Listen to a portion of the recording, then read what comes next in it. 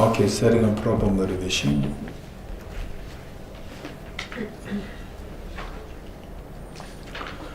You visualize all the Buddhas and Bodhisattvas in the space in front of you. And how you visualize them. They are like a very affectionate parents, and you come home demoralized. And they are there waiting to give full love, affection, attention to you.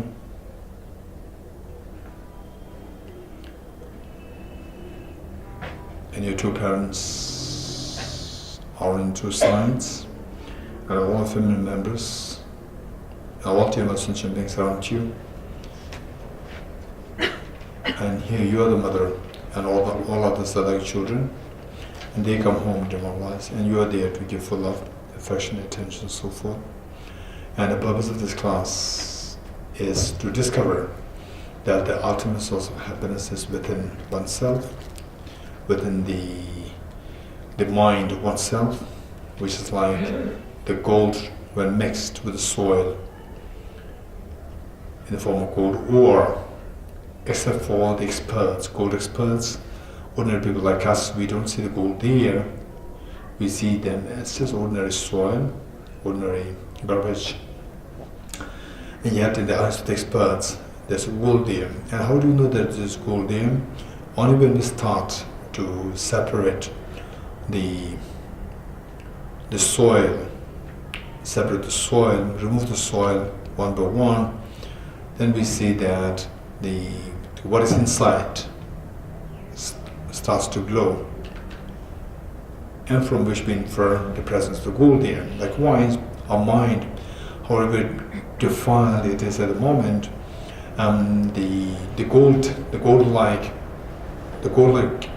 the treasure of happiness is within us and obscured by the mental defilements. And our job is to remove the mental defilements. To remove the defilements, we have to know the nature of the defilements, and the nature of the defilements is in the form of ignorance, self-grasping ignorance, and a self-centered attitude. And exterminating or eliminating the two defilements, the true nature of the mind will become manifest, which is in the form of the total perfection and the pacification and the ultimate happiness. For that matter, to know how to eliminate the mental defilements by the wisdom of emptiness, we are to take this class. Okay, with that in mind, let's turn to, and you are leading this, and everyone's happy to join you. Enthused by great compassion, you are taught the Immaculate Dharma.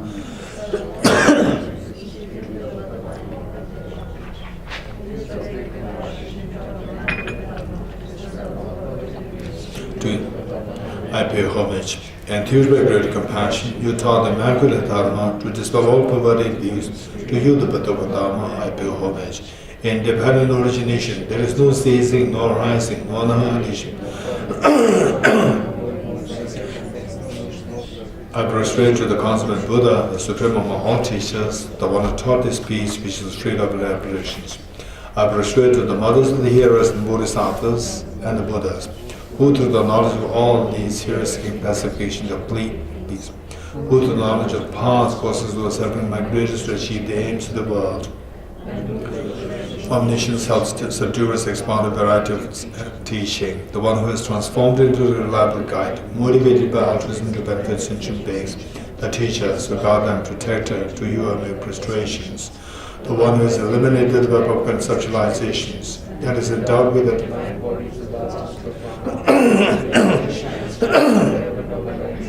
To you, the Buddha, I make prostrations. I go for refuge until I'm enlightened to the Buddha, the Dharma, the Sangha.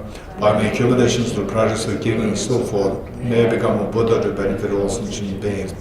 I go for refuge until I'm enlightened to the Buddha, the Dharma, the Sangha. By my accumulations to practice of giving and so forth, may I become a Buddha to benefit all sentient beings. I go for refuge until I'm enlightened to the Buddha, the Dharma, the Sangha. By my accumulations to the practice of giving and so forth, may I become a Buddha to benefit all sentient beings. Sangye Joda Zoge Chonam Dāgī jīnsō gībē sōnām gī, dōlā bīñjir sāngī chūparāyishō, sāngī chūdāṃ sōgī chōnām lā, chāñchū bārdō dāni gyabsūsh. Dāgī jīnsō gībē sōnām gī, dōlā bīñjir sāngī chūparāyishō, sāngī chūdāṃ sōgī chōnām Gyabsūshī, dāgī jīnsō gībē sōnām gī, dōlā bīñjir sāngī chūparāyishō. Inspired by wisdom and compassion, today in the Buddha's presence, I gem the mind of full awakening for the benefit of all sentient beings. Om ye dharma hetu hetum tesham tadagato yavatat tesham chayo nirodha evam vati mahashramanaye swaha. Om ye dharma hetu prabhavam hetum tesham tatagato yavatat tesham chayo nirodha evam vati mahashramanaye swaha. Om hetu prabhavam hetum tesham tatagato yavatat tesham chayo nirodha evam vati mahashramanaye swaha. All phenomena arise from causes. The causes are taught by the Tathagata. The cessation of the causes as well is taught by the great seer. Profound, peaceful elaboration, free, clear light and non-composite. Such is the natural light dharma I have discovered. Finding no one to fathom this teaching, in silence I will return to the words. Pure utterance, thought and expression is the perfection of wisdom, which is unborn, unceased and has the nature of space.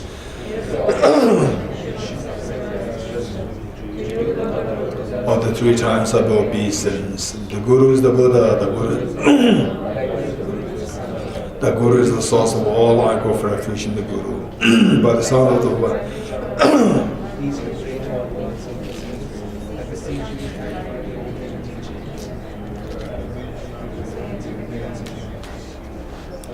The Buddha does not watch the negativities of beings.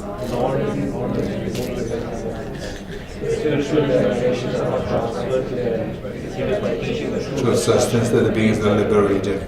With folded hands I beseech the Buddhas of all directions to shine the light of Dharma for all bewildered and diseased. If you are attached to this life, you are not spiritual practitioner. If you are attached to samsara, you are more renunciation. If you are attached to your self-interest, you are more vishita. If there is grasping, you do not have the view. Okay. In praise of Shakyamuni Buddha, page 14.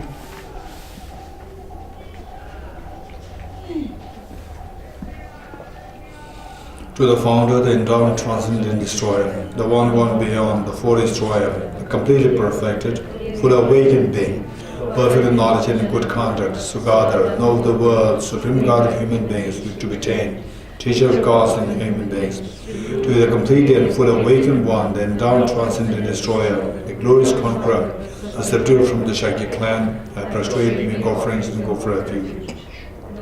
When O supreme amongst humans who were born in this earth,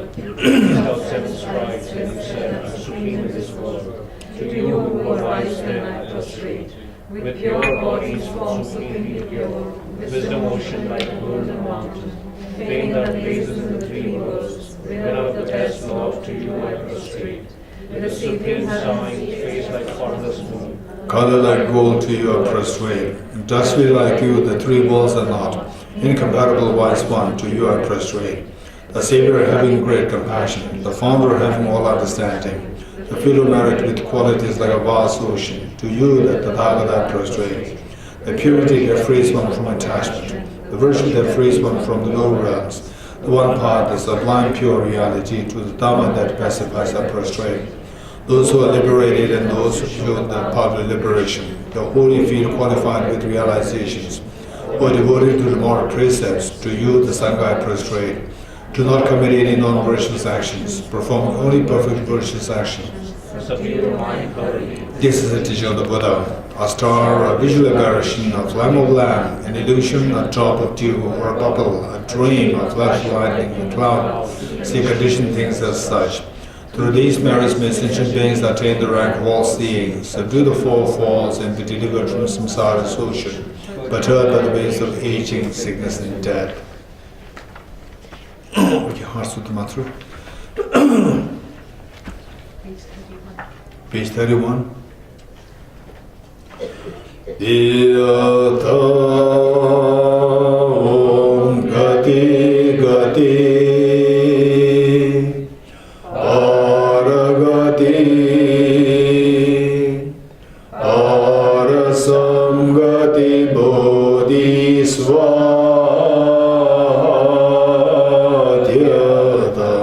Om Gati Gati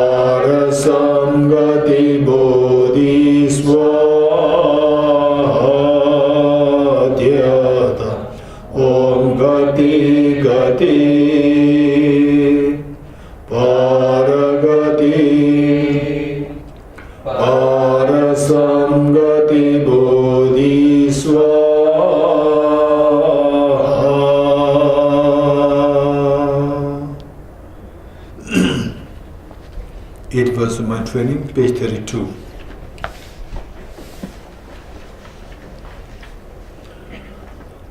With the determination to achieve the highest aim for the benefit of all sentient beings, which surpasses even the wish-fulfilling Jen, may I hold them dear at all times. Whenever I interact with someone, may I view myself as the lowest amongst all, and from the very depths of my heart respectfully hold others as superior. In all my deeds, may I probe into my mind, and as soon as mental and emotional afflictions arise, as they endanger myself and others, may I strongly confront them and avert them. When I see beings of unpleasant character, oppressed by strong negativity and suffering, may I hold them dear, for they are rare to find as I have discovered the true treasure. When others out of jealousy treat me wrongly with abuse, slander and scorn, may I take upon myself the defeat and offer to others the victory. When someone whom I have held or in whom I have placed great hopes mistreats me in extreme hurtful ways, may God still is my precious teacher. In brief, may I offer benefit and joy to all my mothers, both directly and indirectly. May I quietly take upon myself all hurts and pains of my mothers. May all this remain undefiled by the stains of the eight mundane concerns, and may I recognize all things as illusions, devoid of clinging, be released from bondage. From my two collections, vast space that have amassed, from working with effort at this practice for a great length of time, may I become the chief leading Buddha for all those whose minds were planted with ignorance. Okay, 5 minutes meditation.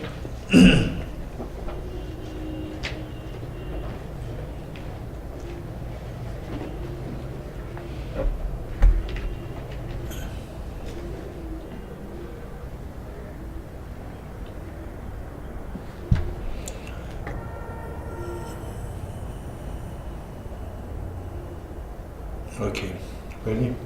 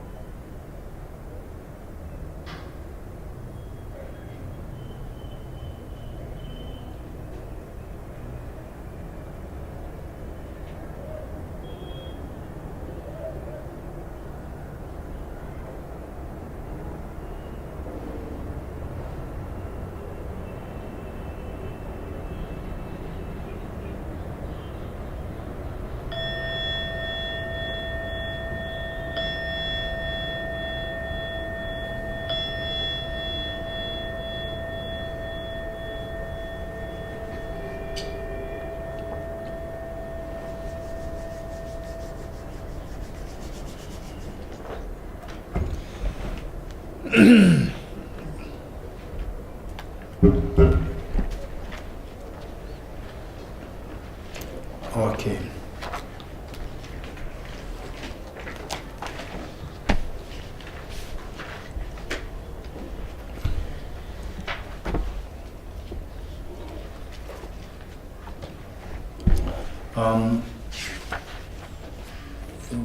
What we read on page 4 of the book, The Place of Non-Dual Bodhicittas, page 4, from page 4, The Place of Non-Dual Bodhicittas, page 4, the second last stanza. The one who has transformed into the reliable guide, motivated by altruism to benefit sentient beings, the teachers who are protector to your mere frustrations. So, okay.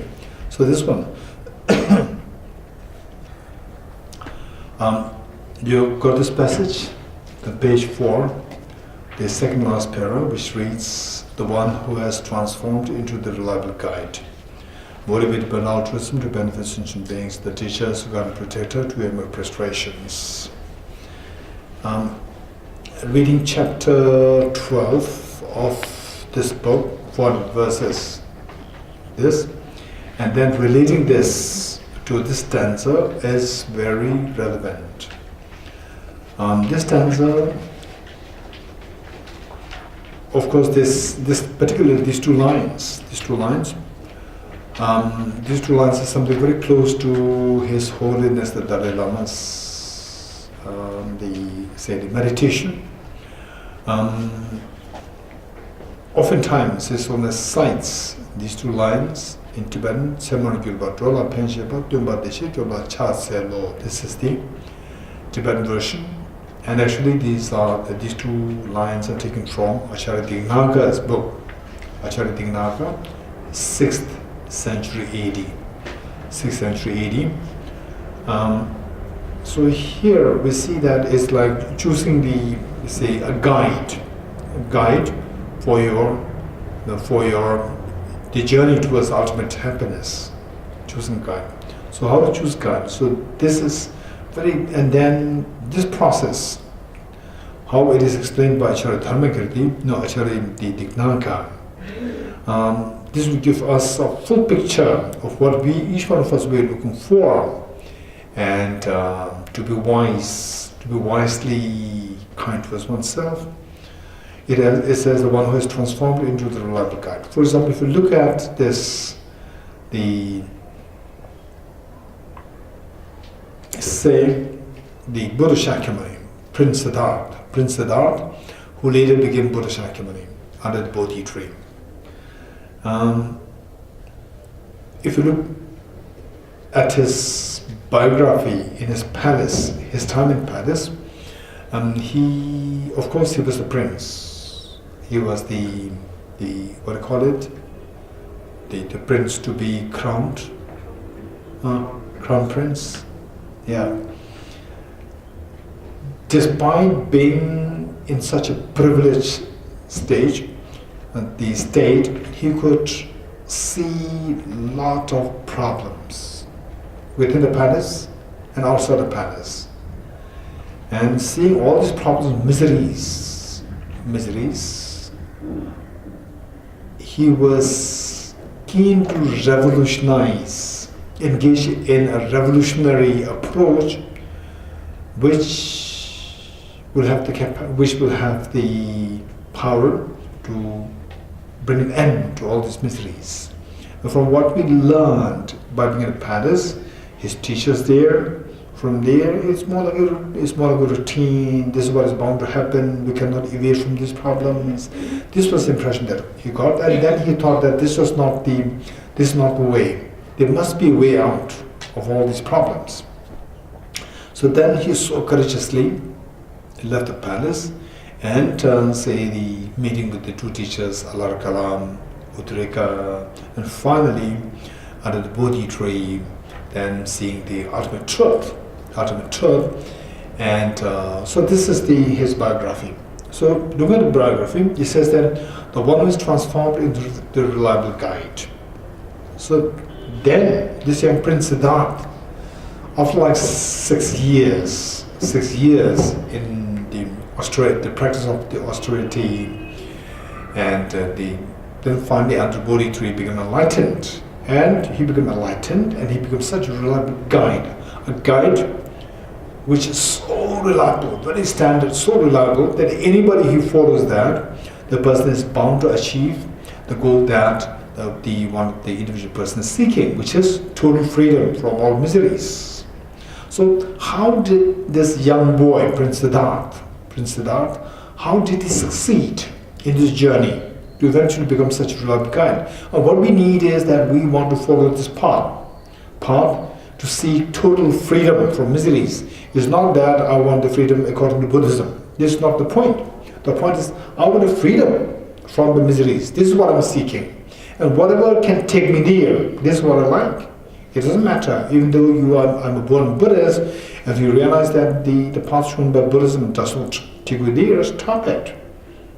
Right? This is the idea. The point is that whatever takes me there, it doesn't matter, the medicine, which is allopathic, Ayurveda, or Tibetan medicine, or homeopathy, allopathic, it doesn't matter.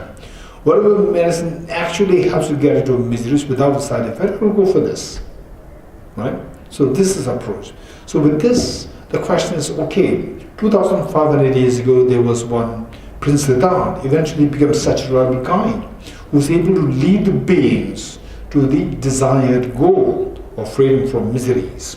So how did he do that? How was he successful in that endeavor? Right?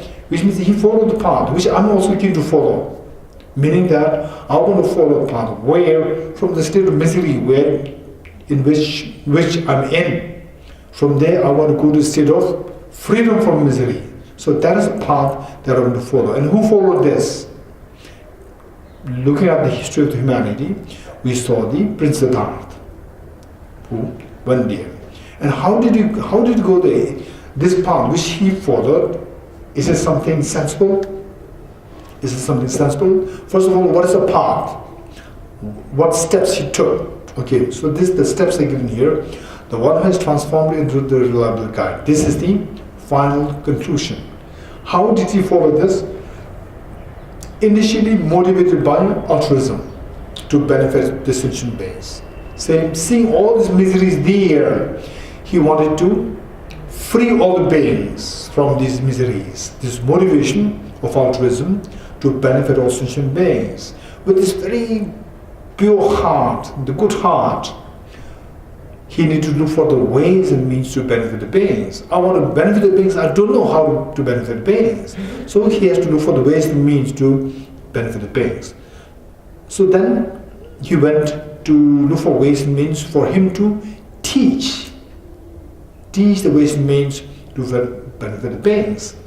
So that makes him to look for the path which will eventually make him a teacher. That's the teacher.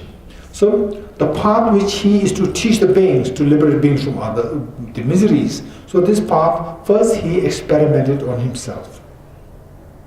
Experimenting it on himself by, say, meditating on the dreamlike nature of all phenomena, which he discovered. Meditating on this, he realized that all these self-grasping ignorance diminishes. As the wisdom of emptiness, he meditates more and more, then the glow of this wisdom emptiness, it increases, then the darkness of the self-grasping ignorance shuts down, it diminishes. And as the darkness of self-grasping ignorance diminishes, all the disturbing emotions stop. With disturbing emotions, they are like the buildings built on the iceberg. When the iceberg melts, all the buildings, they collapse automatically. So all the disturbing emotions, attachment, anger, jealousy, competitiveness, fear, tension, depression, everything collapsed. When this mental disturbance collapsed, mental state becomes very peaceful, serene, calm, tranquil, and where the disturbance never comes back again. So that state is the state of the Sugata, state of the perfect bliss, the bliss with total tranquility, which everybody is seeking. So that is the Sugata. So by seeing, by putting this into experimentation of the path which he is to teach the beings upon himself, he became the Sugata. He experiences total bliss of the dismantling and eradicating, the pacification of all the mental disturbances. So with this experience that he got, then he is able to go out to protect the beings by giving them teachings. Okay, this problem is because of the self-grasping ignorance. Cut the self-grasping ignorance through the wisdom of emptiness, and then your self-grasping ignorance is over. Once self-grasping ignorance is over, the offshoots in the form of disturbing emotions will stop. As the disturbing emotions stop, then the offshoots of the disturbing emotions in the form of physical, verbal, mental irritations, agitations, negative actions, they all stop. And as the negative actions stop, then the miseries stop. So this is how we should be doing. So this is what he started to teach the beings to protect the beings. So same, initially he started with the motivation of altruism to benefit beings.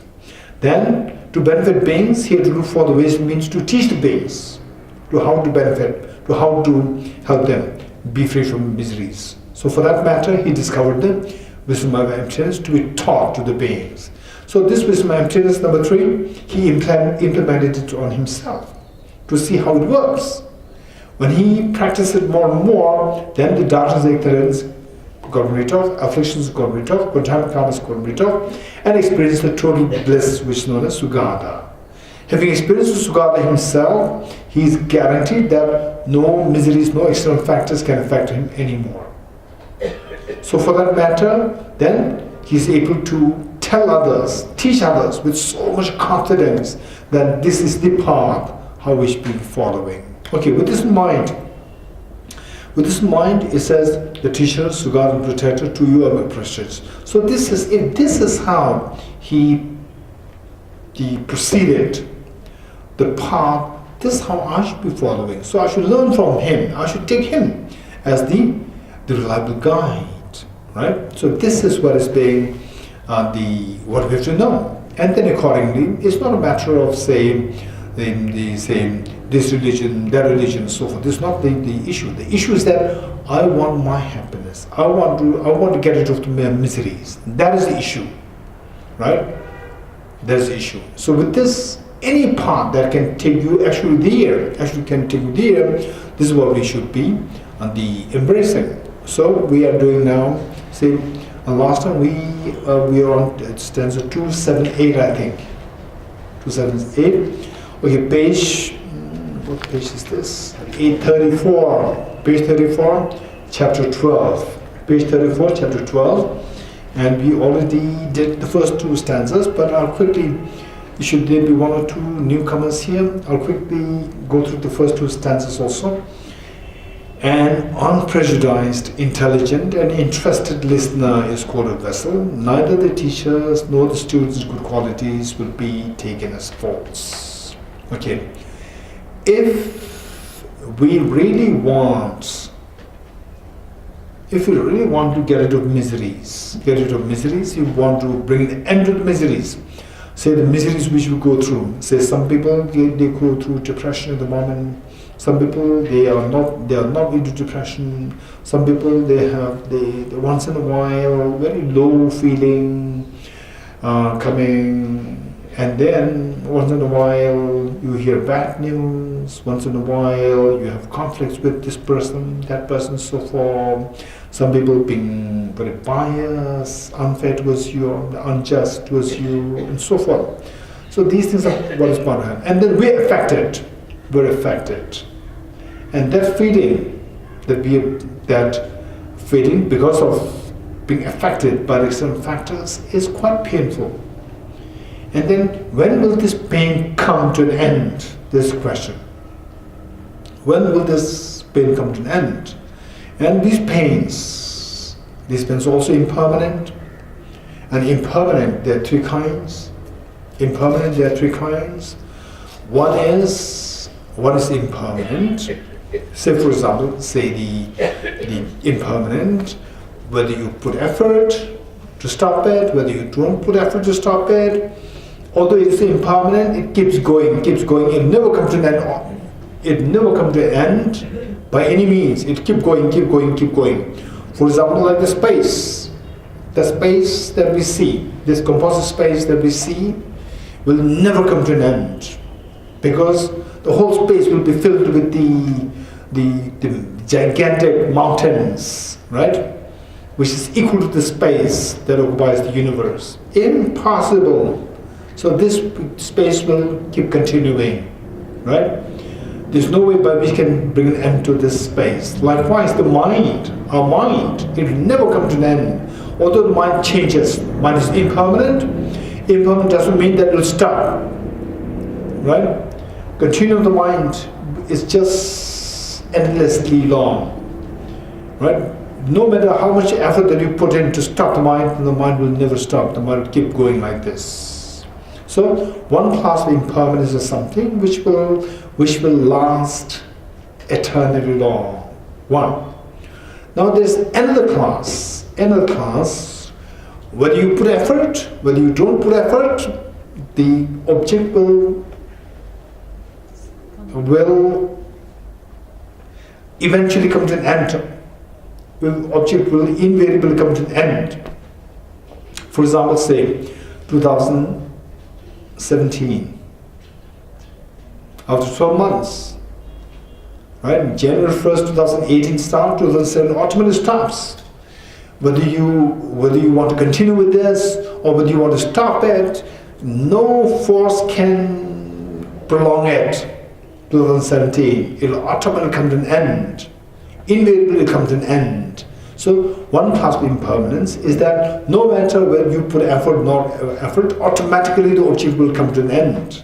That is known as the second class. This will come to an end, invariably come to an end, and one which will never come to an end. Two. Number three, if you put effort, it will come to an end. If you don't put effort, it will continue. What is that? Our miseries. Our miseries, if you don't put effort, it will never come to an end automatically. It will just perpetuate endlessly. It will perpetuate like this. It will perpetuate like this. It will keep going like this. It will keep going like this. It will never come to an end. Whereas if we wisely, let's say, make a plan, strategy to bring an end to this, yes, it can be brought to an end. So there are three classes. The miseries belong to the second class. Because of the miseries, this is something which is so, to bring an end to this. How many people are successful in this? So less number of people are successful in doing this. So less. And then as Bodhisattva Shantideva, okay, he rightly pointed out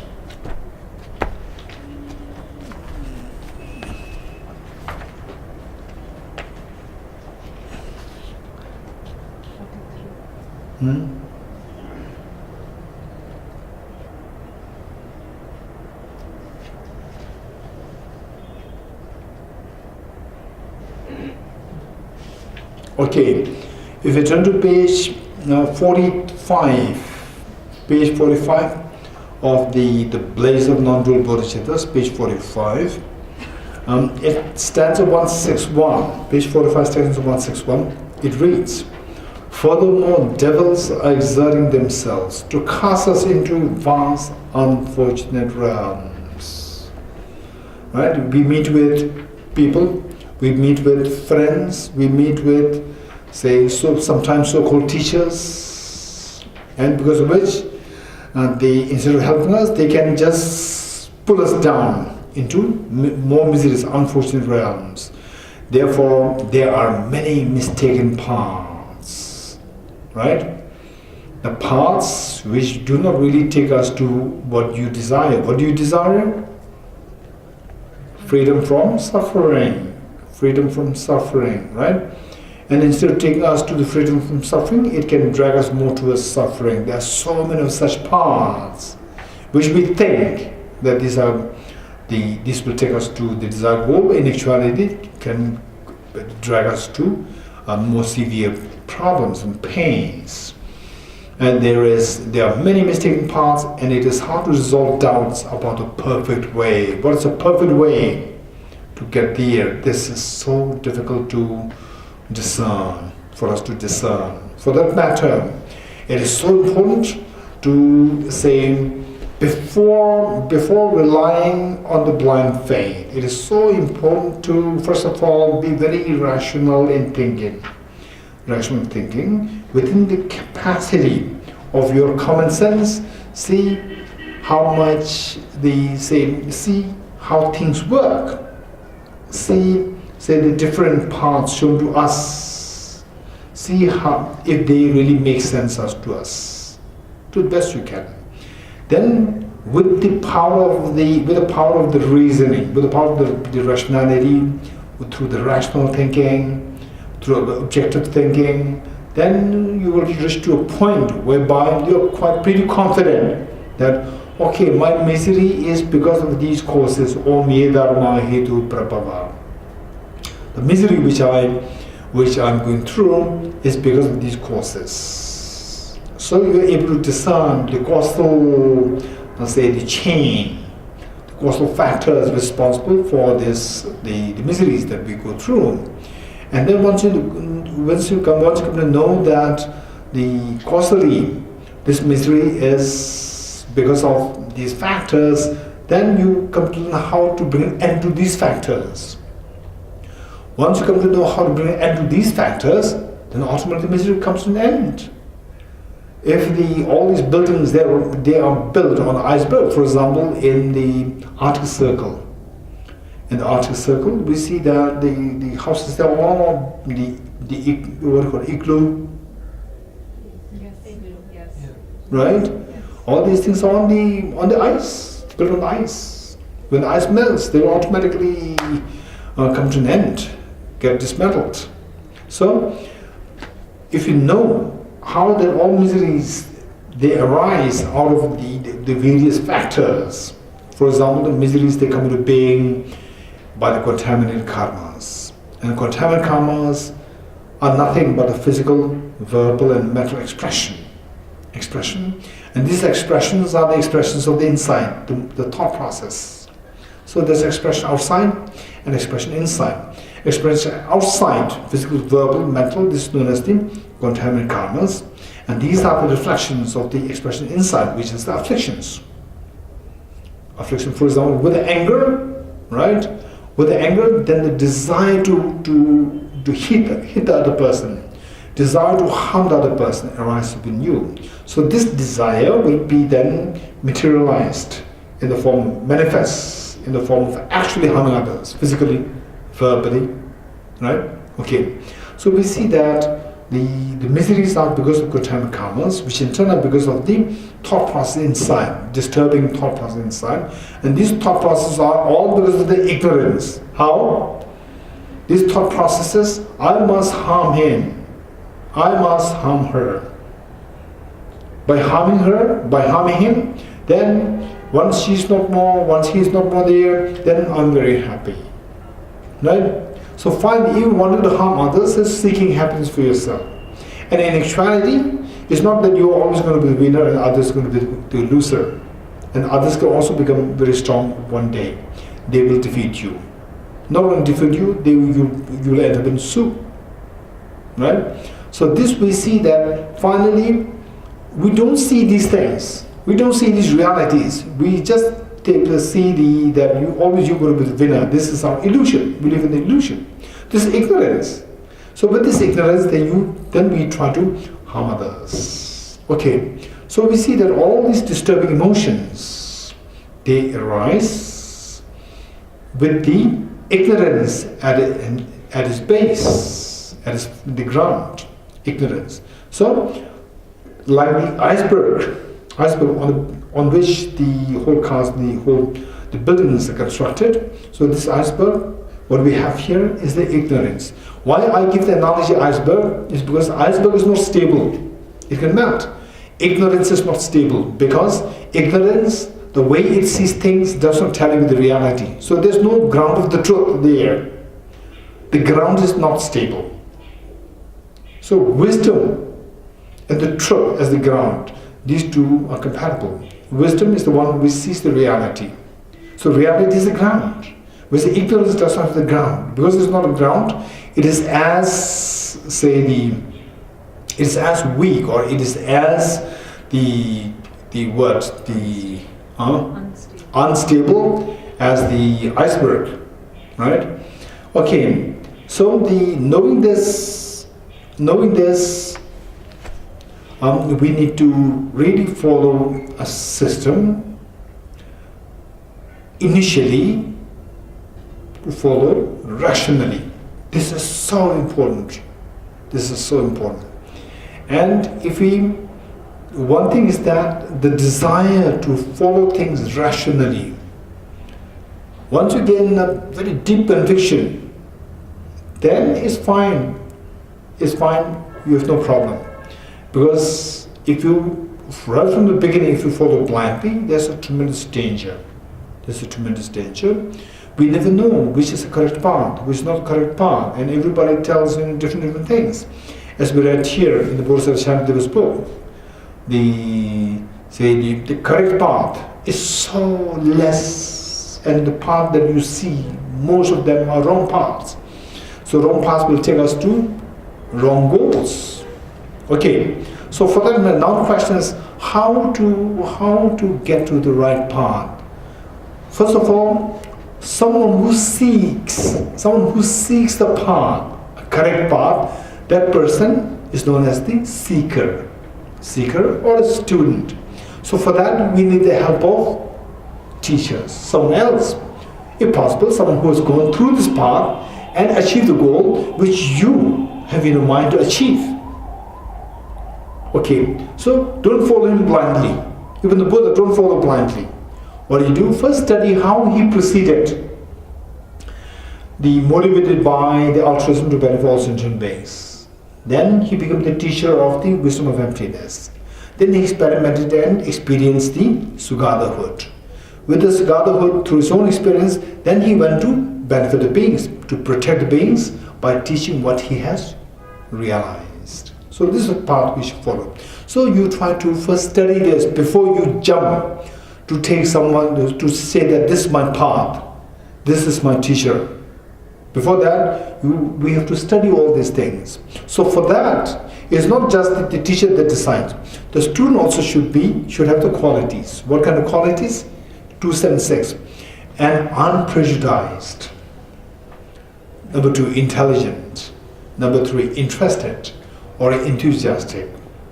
These 3 qualities are required. Listener is called a vessel. Vessel meaning somebody who has to receive. Vessel is the one which receives things. So the one to receive the instructions of someone else.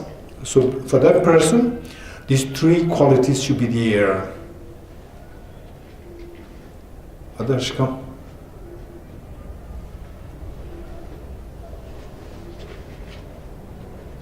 Okay. Okay, so these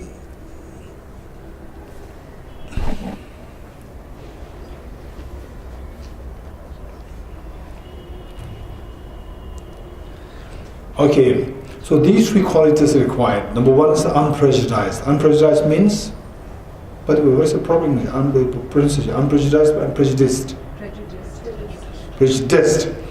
Unprejudiced meaning that a person should have an open mind. 1.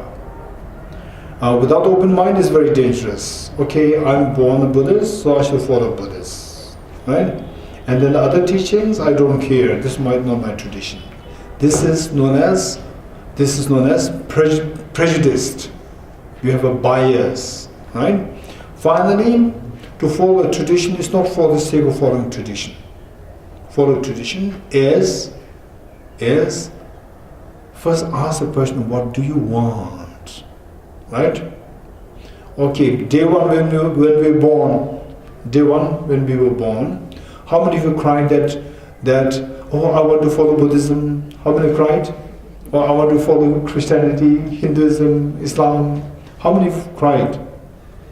I want to follow tradition, right? Or I want the mother's milk. Everybody cried for the mother's milk. So start from there. Don't start with this superficial thing. I want to follow tradition, this tradition, that tradition. No, this is not the issue. Issue is what do I want? The day one, what did I do? I cried for mother's milk. Only when I'm cuddled by my mother, give me milk, then I'm happy. Otherwise, oh, you're going to be Buddhist, you're going to be Christian, Hindu, Muslim, Jain. This will not make me happy. Day one child will never understand what you're saying. But if you get the mother's milk, you're happy, right? Okay, so this is where to be unprejudiced, you need to really know who you are, what you want. What you want, this is what we need to know. I want happiness, I don't want suffering. From there we have to start. For that matter, you should be unprejudiced in the sense that you should be open for any system, any tradition, any path which can have the potential to give you what you want. So for that matter, the first quality that we need to have is that we should be unbiased in our thinking. Our mind should be very open-minded.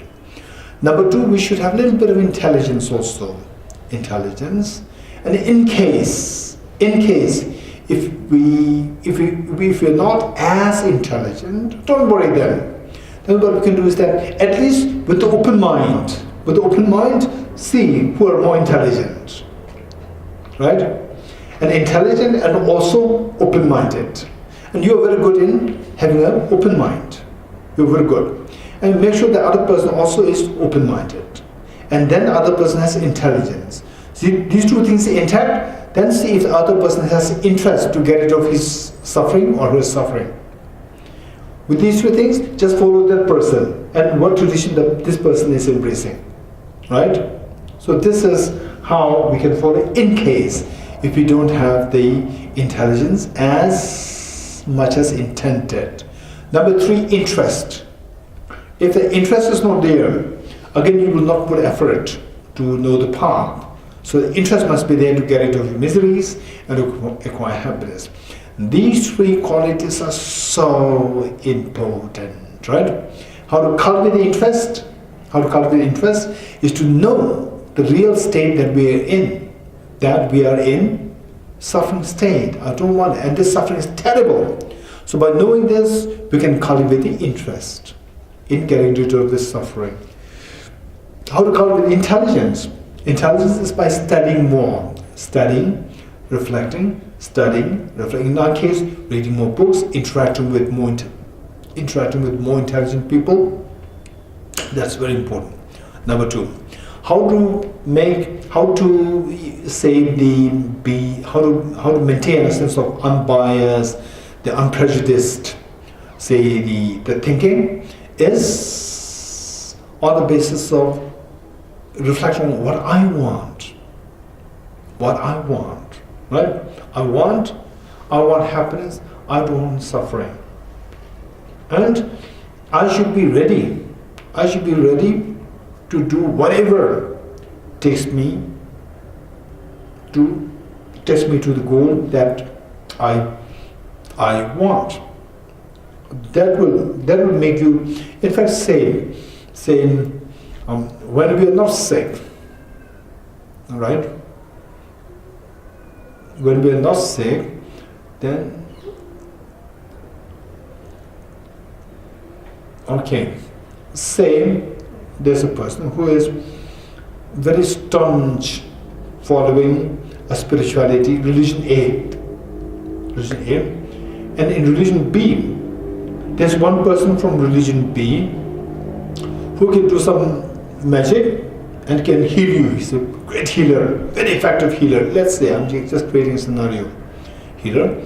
And then you, from being from the religion group A, you're very biased. And you are not at all, you're knowing that there are so many people being healed by the person from religion B. You're very unhappy, right? You're very unhappy because then the other religion is getting promoted because this person, you're very unhappy. One day your child becomes sick.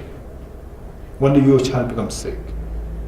When somebody else's child becomes sick and go to this person B, you'll be very angry, saying that you are a traitor. You're not, There are so many things within our own tradition like this. When your child becomes sick, then he becomes very unbiased. Right? When your child becomes sick, and then you first go to your this group, nobody could heal.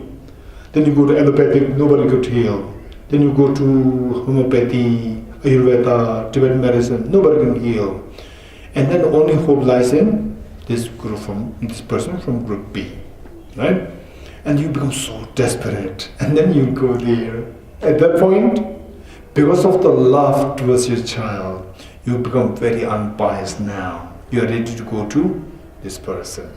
Right? So, this is because when you are okay, the superficial ideas block you from becoming unbiased. When you are in a desperate situation, that makes you to become unprejudiced. Then you will go to whichever can actually help you. Okay, so this is again, these three qualities can be cultivated. So, as a listener, we must have these three qualities. And if we have, wonderful. If you don't have, see how much we can cultivate them further. Okay, neither the teachers nor the students' good qualities will be taken as false. And then, say the teachers may do something, they say a good quality, but you may not be able to see that. You may have a good quality, and other people may not recognize this, and then you think that this is just nothing, this is not really something great, it's just faulty. So in fact, the point is that if the good thing is with your enemies, with the other party, good things, other side has, we must be able to acknowledge that. It is not necessary that only good things that your side has to acknowledge, but the other people usually does not happen. If the other side is your rivalry, then say the rival, then automatically what happens is that any good thing that you see, you just ignore, right? You just ignore, you don't acknowledge. Very little good thing that your side has, you just promote it. So this is how biased we are, right? So now it's so important. When good things are happening, even to your enemies or the other sides, you acknowledge that. This is incredibly great karmic force for you to acquire more good qualities in the future. This is a very important thing. Okay, stanza 277. He explained existence and its causes, the means to peace, the peace itself. What people do not understand is seen as a subduous fault. For example, say many people they don't really appreciate the path as taught by the Buddha Shakyamuni. Right? It is not that what the Buddha taught alone is the path, alone is the best path. This is not the connotation. For example, what is taught by Albert Einstein, this is not the ultimate, final, nothing else is as good as this. That's not true. What Niels Bohr said is amazing. Quantum physics. What neuroscientists, they're saying, Albert Einstein could not say this. And the musicians, the Mozart, Albert Einstein could not even be close to his skills. So like the artist Michelangelo, their skills, they have the different skills. They're all wonderful. Likewise, the point is that what skill Michelangelo has, this we should be able to acknowledge it. What skills, say the Albert Einstein has, we should be able to acknowledge that. Likewise, all the traditions, they have the unique strengths. For example, one thing I'm so fascinated by the Islam is that generally speaking, let us not go into specific, generally speaking, in the Islamic countries, alcohol is not found. And you don't find a person in the ditch. Right? This is not to be found. This is amazing. How many people, brilliant people, are ruined by alcohol.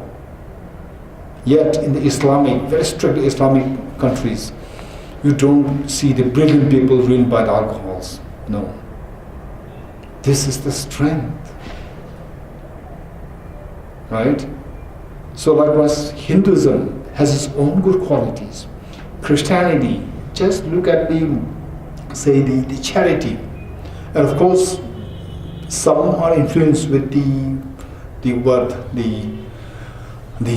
ulterior motive of conversion. Otherwise, generally speaking, one experience that I had was that I was brought up in my school where everyone was Buddhist, and then later on in IBD Institute, everyone was Buddhist. Whole environment was Buddhist since my childhood. So because of this, that my Hindi today is terrible. It's not because I was never surrounded by the Hindi-speaking people when I really could learn Hindi so effectively. So now, after picking up English, I meet with all the very standard Indians who speak only English. So I never learned I never got the chance to learn Hindi, right? Okay, so what I'm saying is that Buddhists everywhere. And then this poor guy, young guy, thought that Buddhism is the everything of the world. This is the best thing. And this is chauvinism. This is with everyone. Anybody who is brought up in Buddhism, Hinduism, Jainism, Christianity, Islam, Judaism, you're brought in for like 20, 30 years like this, you will have a feeling that yours one is superior, not really fundamentalism, superiority of your system automatically comes to us. Then, naturally, we the thought of other religions come to you. There's no openness, was not there. Openness was not there. Then, after this IBD, I went to Jaipur. Again, whole sea of Buddhists. Wherever you go, you see Buddhists. Cooks Buddhists, teachers Buddhists, friends Buddhists, shopkeepers Buddhists, everyone Buddhists. Okay. One day I became sick. And then, because being a student, financial constraints, and there are no hospitals available around, so the only hospital which can give you satisfactory treatment, where it's also cheap, and in the first place, no big hospitals are around at all. In the first place, not available there. And later on, then even in the monasteries, the monastery hospitals were introduced. That's so good, and that's also very of good standard. Those days when I was a student, no hospitals, they're around, not available. So the closest and good hospital was a Christian hospital, and also cheap. I was going through a terrible, the flu, fever, and I couldn't bear it. The physical was so weak, and fever, headache, and I was there first, and the hospital was not open. Then people started to come more and more, and then finally the hospital was open. And all those people who came later, they just jumped the queue, and then I was terribly so weak with fever, and I became so desperate. Again, I have to wait for longer.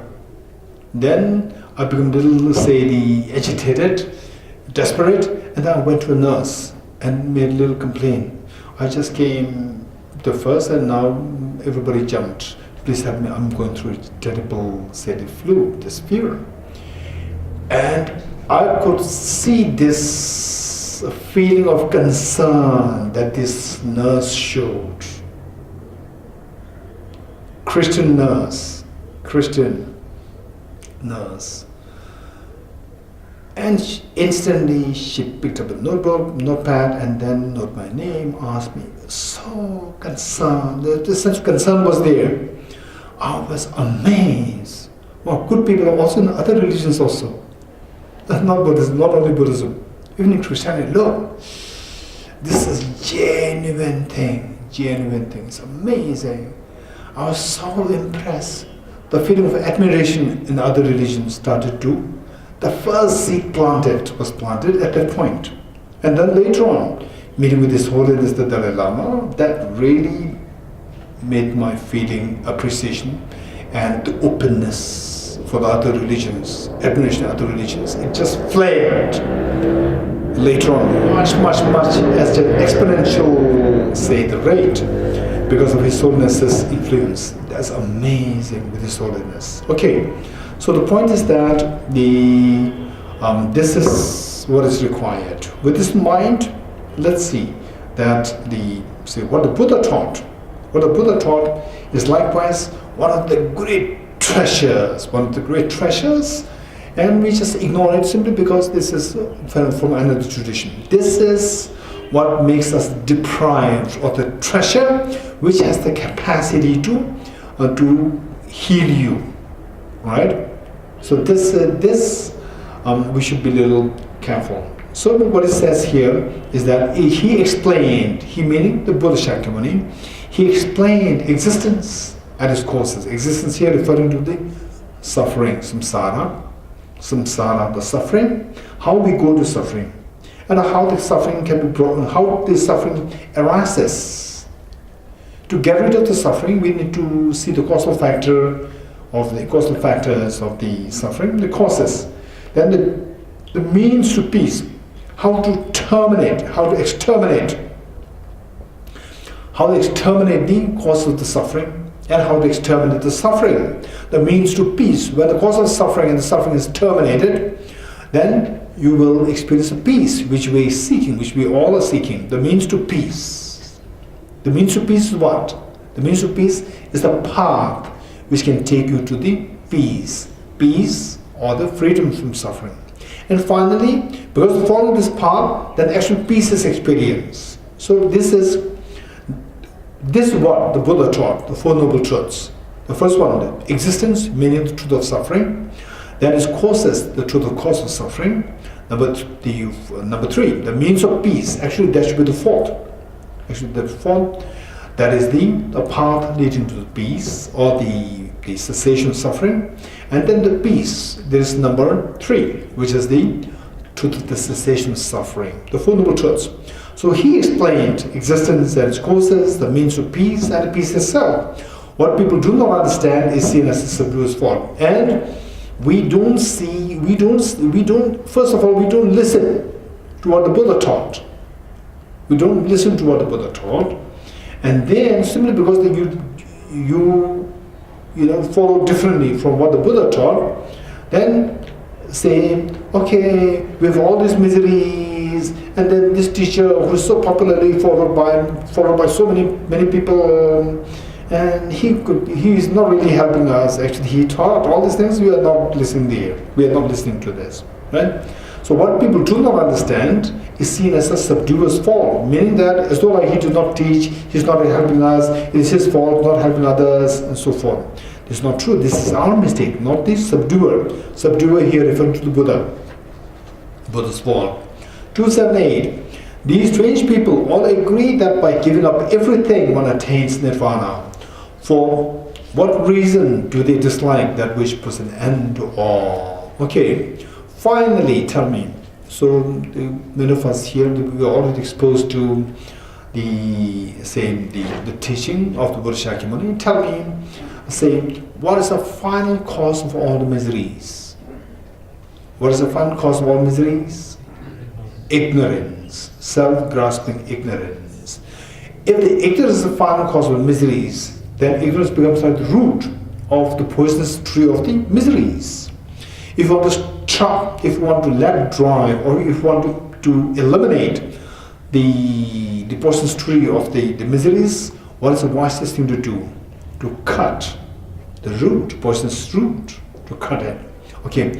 Now, likewise, too, if you don't want to have this poisonous tree of the suffering within us, how should we do? What should we do? We should cut the root of the miseries.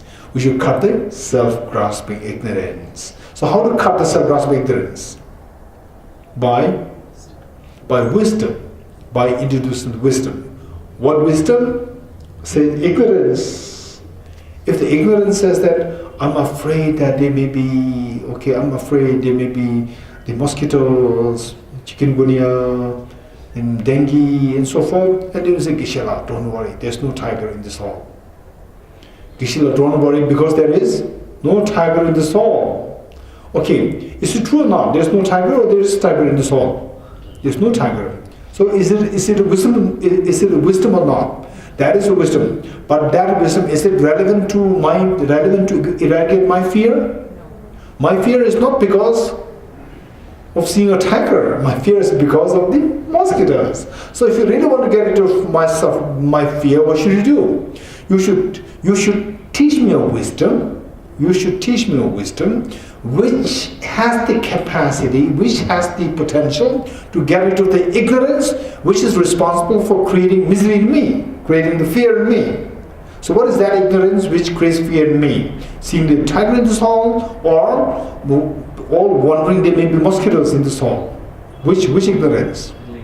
There may be mosquitoes in this hall. This ignorance is responsible. So if this ignorance is to be eradicated, what kind of wisdom should be introduced? Oh, don't worry, there's the tiger in this hall. No, I'm not afraid of tiger in this hall. No. Oh, then it's fine. There's no elephant in this hall. Right? Okay, it's totally irrelevant. Although there are wisdoms, wisdom means a mind whose apprehension of the object tallies with the reality. It tallies with the reality, but that apprehension of the reality has no relevance in removing the fear, kind of the fear that I have. Fear, there are so many kinds. Ignorance, there are so many kinds. So you must employ the particular wisdom which has the exact capacity or the exact power, potential to get rid of that particular ignorance. So in which case, in my case, what wisdom should be inculcated with me? You should be able to tell me that, don't worry, there's no mosquitoes in this. This hall is mosquito-free zone. Right? Mosquitoes are not allowed in this hall. So don't worry. Right? Only then my fear will be gotten rid of. So therefore we need to introduce the right wisdom. The wisdom which counteracts the ignorance. The wisdom and the ignorance, these two should be directly in opposition with respect to the object of apprehension. These two should be directly in opposition, or these two should be mutually exclusive pertaining to the object of apprehension. So the ignorance says that things exist, say the mosquitoes exist, and the wisdom should be able to say that mosquitoes don't exist in this hall. Right? Likewise, ignorance, which is responsible for creating all the miseries in us, is the ignorance which says that things do exist solidly and independently. And the wisdom should be able to say that no, things don't exist solidly and independently. So this wisdom alone has the capacity to get rid of this, cut the root of the miseries. By cutting the root, however millions of poisonous leaves that are growing on this root, the tree, they will all dry automatically and your miseries will come to an end. Okay, so this is the point. So now, from this, what do you want? I want miseries to come to an end. If you want the miseries to come to an end, what will take you to that state of the end of the miseries? The wisdom. Which wisdom? The wisdom to see the emptiness of objective existence of all phenomena. The wisdom to see the emptiness of objective existence of all phenomena. So this is what can take me there. Okay, now let's see 278. These strange people meaning people, on the one hand, they want to get rid of their miseries. On the other hand, they don't want to follow the understanding of the Four Noble Truths. They don't want to follow what the Buddha is teaching. Right? These strange people all agree that by giving up everything, one attains nirvana. So they follow their own philosophy, which says that give up everything and then you achieve nirvana. Give up everything. Give up everything means what? Have no attachment. Just let go of all phenomena and then you achieve nirvana. You will achieve the state of the detachment and you will be liberated.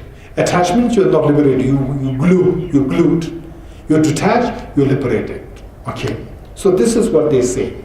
Meaning the people who are contemporaries, the teachers and followers of those teachers who are contemporary with the Buddha Shakyamuni teacher, but who don't follow the wisdom of emptiness. So what they say is that giving up everything, one attains the nirvana. This is what they say.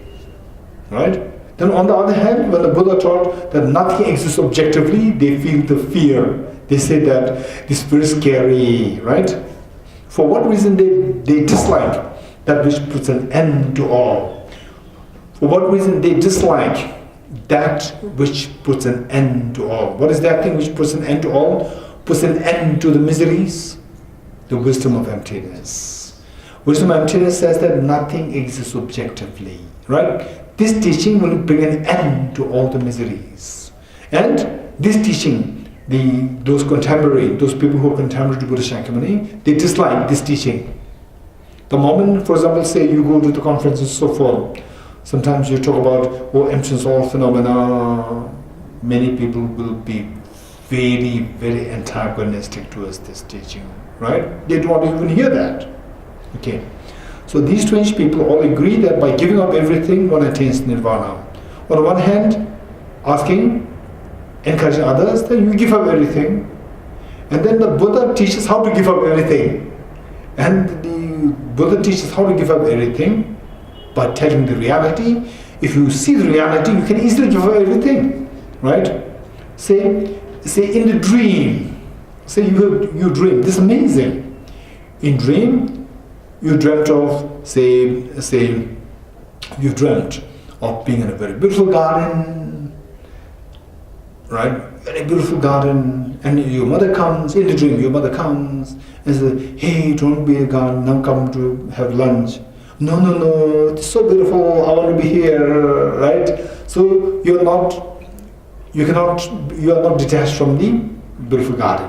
You have been trapped by the garden there. Right? Although garden did not really catch you like this, but then you cannot let go of the garden. And then the guru comes.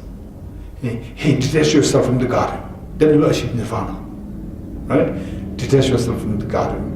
And you said, no, it's so beautiful. Right? Okay.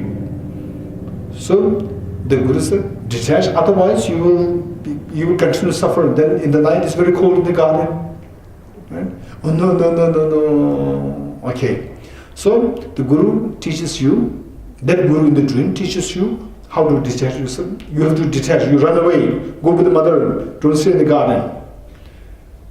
And then the night comes, and then you start to feel so cold, very scary, you don't see anything around. There could be, say, the jackals coming, tiger can be coming, snakes can be coming, you never know, you're very scary.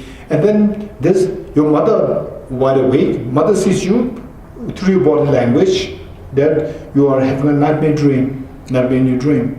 Then what did the mother do? Mother wakes you up. Right? Okay.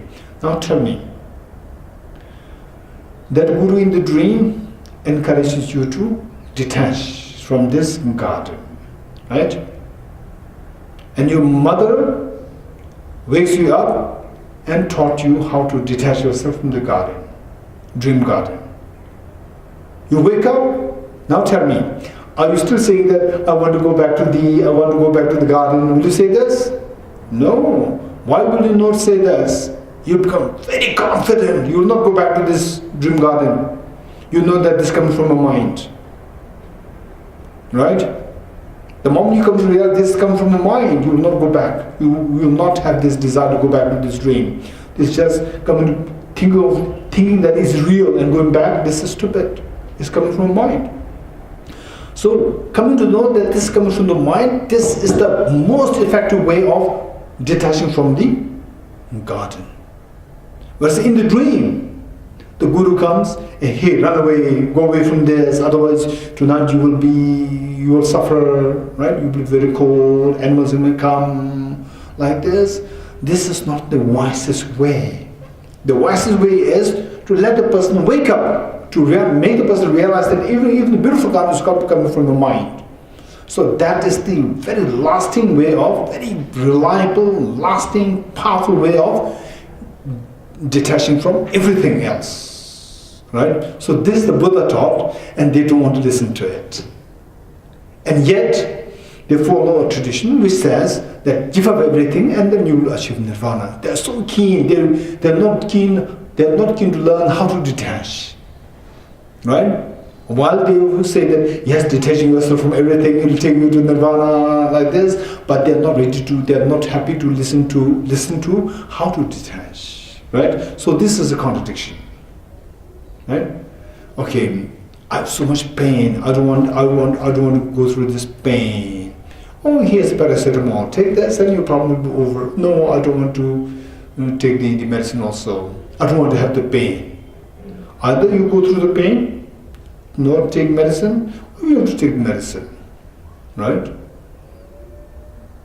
Okay, I don't mind going through the pain. That's fine, then it's fine.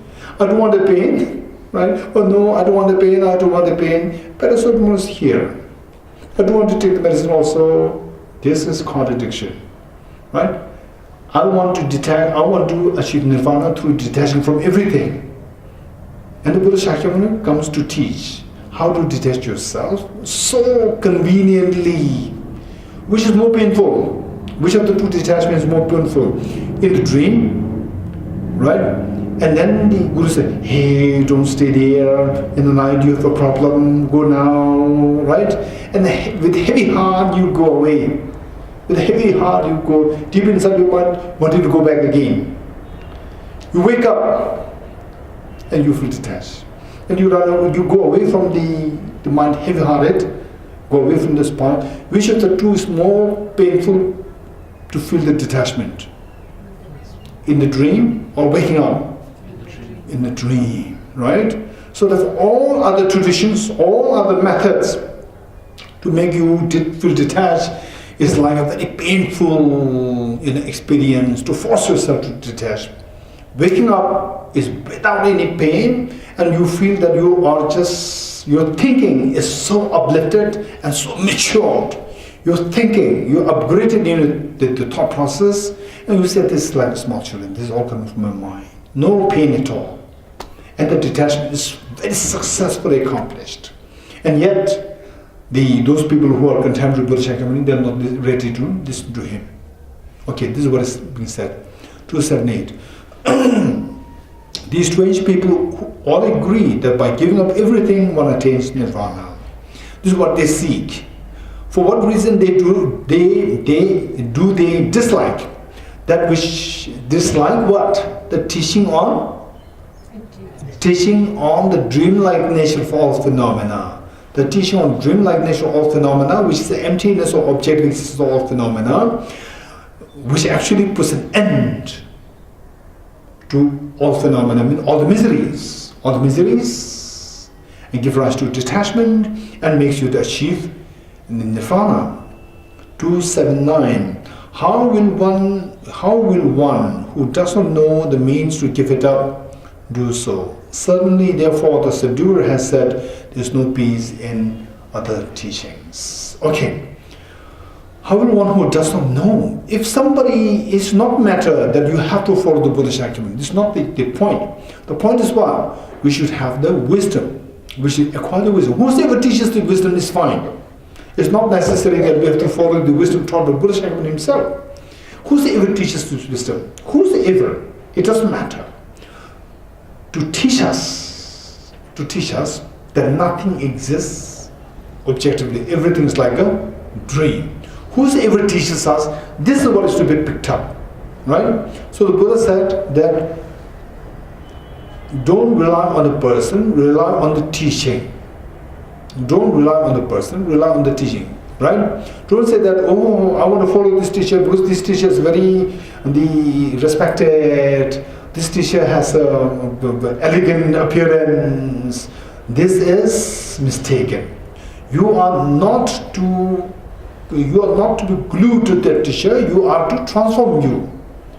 What helps you transform is the teaching. So don't rely on the teacher, but don't rely on the person. Rely on the teaching. What the teaching? The teacher gives.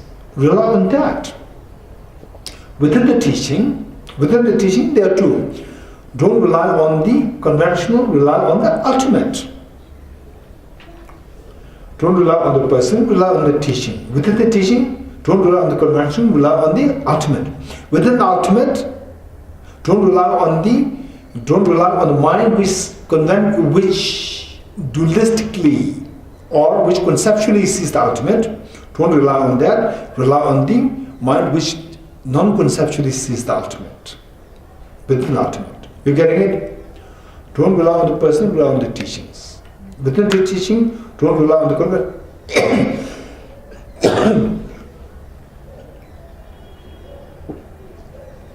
Don't rely on the teaching of the conventional, but rely on the teaching of the ultimate.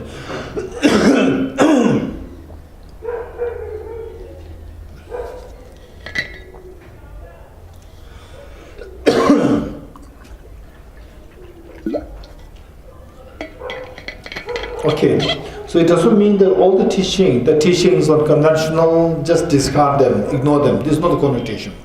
The teachings are conventional. We have to learn. We have to learn these things in order to get to the ultimate. Right? Finally, all the other teachings should take you towards understanding the ultimate. Within the ultimate, understanding the ultimate, there are two: conceptual understanding and non-conceptual understanding. Finally, even the conceptual understanding, you have to go through conceptual understanding. Conceptual understanding, this will take you to the non-conceptual understanding of the ultimate. So there, let's say it is like saying that, okay, if you really want to become, say, a professor in your subject, right? Don't feel complacent with class 10 result. Oh, I want to become a professor in physics, right? And then you do so good in physics in class 10. Oh, I did so good in my physics, and then you stay there. Then you don't go to college, class 12, college, universities, you don't go there. This means that you feel complacent with the class 10. So, if you really want to become a professor in physics, don't feel complacent with class 10. Right? Rely here meaning feel complacent. Don't feel complacent with the teacher, with the person. You should rely, or you should be feeling, if you really want to feel complacent about, you should be feeling complacent with the teaching. Within the teaching, don't feel complacent with the teaching on the conventional, but if you really want to feel complacent with the teaching on ultimate. Within the ultimate, conceptual understanding and non-conceptual understanding, go for the non-conceptual understanding. But these are all like steps. With a person, it should take you to the teaching. With the person, we have to seek the help of the person, then it should take you to the teaching. With the teaching, we have to go to conventional, this will take you to the ultimate. Within the ultimate, you have to go to conventional, this should take us to the non-conceptual. This is the idea. Right? We have to depend on each of these points, but they are not to be seen as the ultimate. So we have to keep improving. Like from class 10, class 12, college, university, postdoc, and then say assistant professor, then what? Then the associate professor, and then the full-fledged professor, and then the vice chancellor maybe. Okay. How will 279? How will one who does not know the means to give it up, do so? Now, without following this teaching on the dreamlike nature of all phenomena, without knowing this, if somebody does not know this, how will one who does not know this means to give it up, the means to give up the miseries, give it up, meaning give up the miseries, can actually give up miseries? Because the person does not know the means to get out of the miseries. What's the final means to get out of the miseries is to see everything like a dream. So to see everything as empty objective existence. This is amazing. The moment you wake up from the dream, automatically all the pains in the dreams will stop. You don't have to do anything. It's amazing.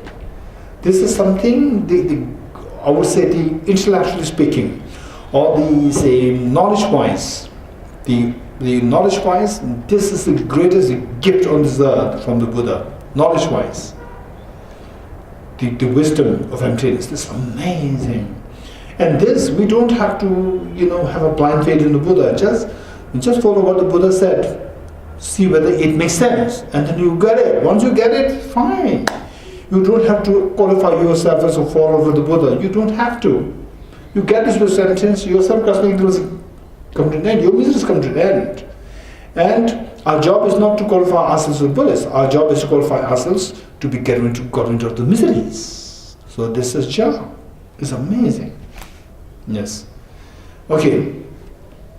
How will one who does not know the means to give it up do so? Meaning, how will one who does not know the means to give it up can give it up? Give it up what? Give up the miseries, right? Because how the person cannot give up the miseries? Because the person does not know the means to get out of the miseries. And what is the final means to get out of the miseries? To see everything like a dream, right? To wake up from the dreamlike world. To wake up from the dreamlike world. Okay. Certainly, therefore, the Sadhguru has said there is no peace in other teachings. Other teachings meaning teachings other than the wisdom of emptiness. Not my teaching. Me, the Buddha Shakyamuni, my teaching. This is not a connotation. Certainly, therefore, the Sadhguru meaning the Buddha, has said that there is no peace in any other teaching which does not encourage the wisdom of emptiness. Which does not encourage the wisdom of emptiness. Okay. 280. And our job is, okay, now this is what is said there, so this must be correct. No. So we study this and we just don't blindly follow this text also. So in other words, always get out of blind faith. Always get out of blind faith, including the blind faith in this text. So this text says that, okay, certainly therefore the Sadhguru said that there is no peace in other teachings, which do not encourage the wisdom of emptiness. So now the wisdom of emptiness should have that capacity. How can I know this? You should be able to answer this question. How can I know that the wisdom of emptiness alone has the capacity to get rid of the miseries? For that you have to study, reflect, and meditate. Systematically, rationally study, no blind faith. Rationally study the wisdom of emptiness and rationally analyze the wisdom of emptiness, then you will get a conviction that that's very true. You get a glimpse of the wisdom of emptiness and instantly the mental turbulence stops. You can see that. And then the little kind of agitation, the feeling of the sadness, and the feeling of agitation, and feeling of little loss, the loss of meaning. My life does not really have any meaning now.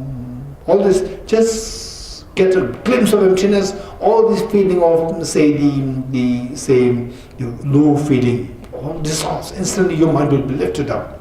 There's a tremendous tranquility and peace will come to us. So this will tell us, yes, the teaching on the wisdom of emptiness alone is the final gateway to get rid of all the miseries. This is so precious. 280.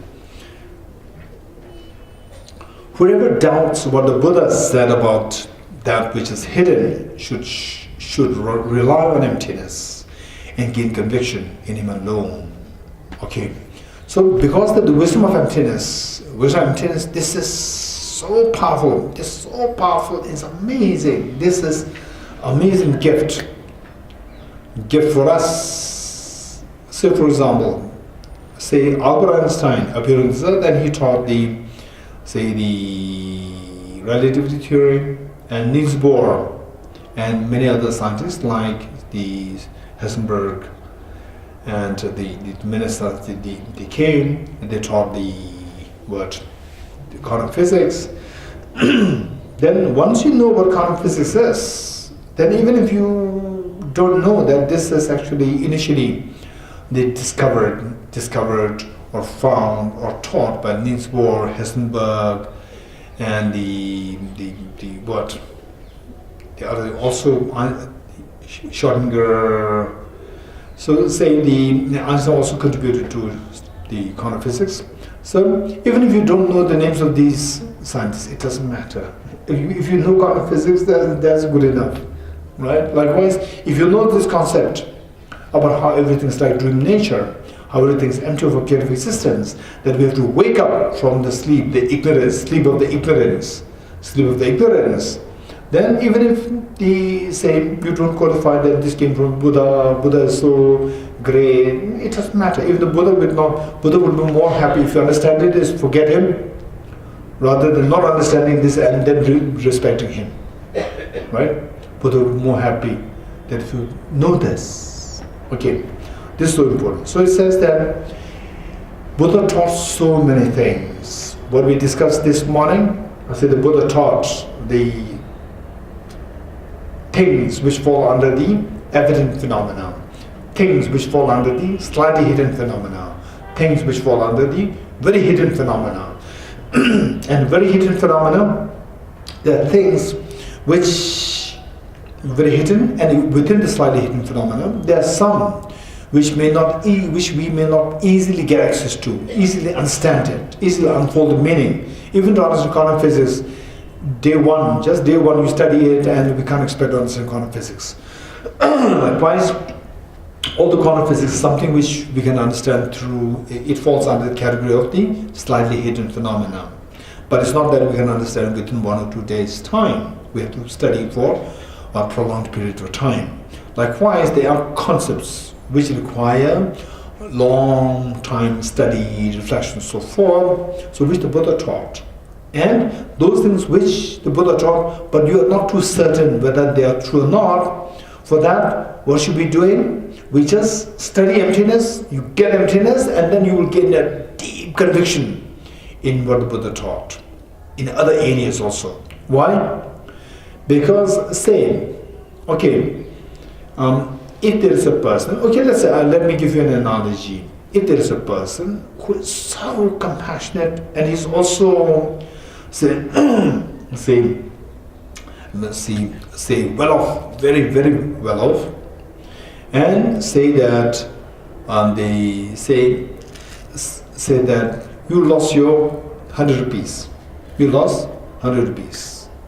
And then say they are like maybe 15, 20 people around you. And one of them that you see around is that person who is so compassionate and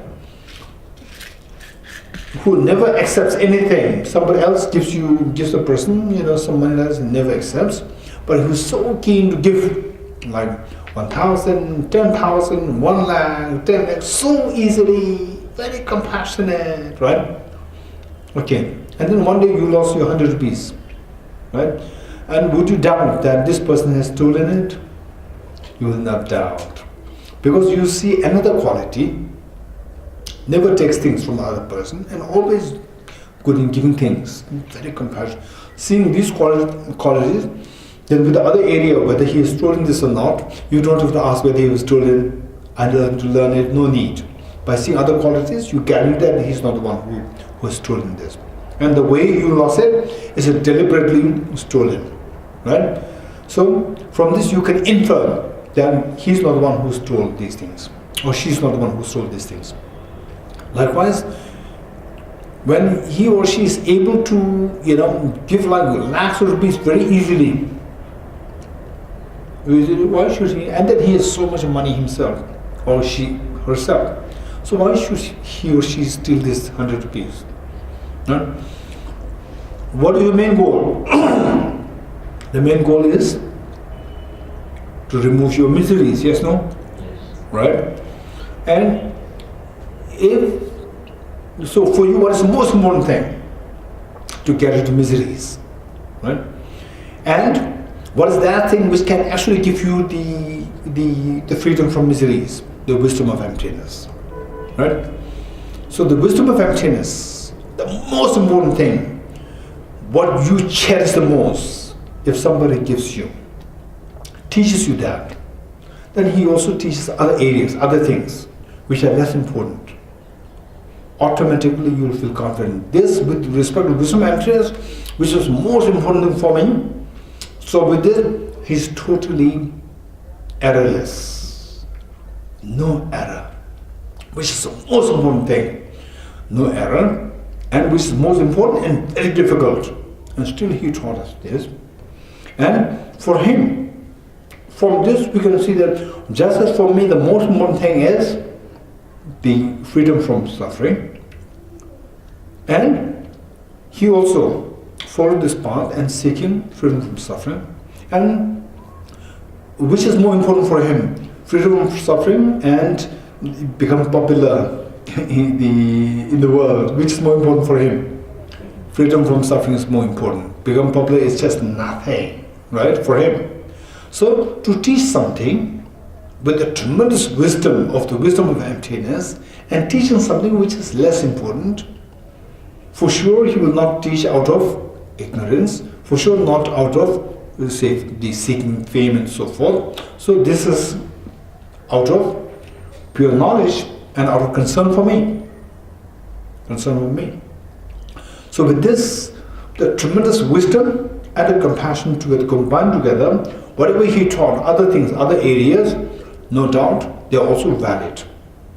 Right? This is what is the meaning here. Okay, 280. Whoever doubts what the Buddha said about that which is hidden, if you feel a little doubtful whether what he said is correct or not correct, or he taught it with the proper motivation, not proper motivation, right? Then in which case, what should we do?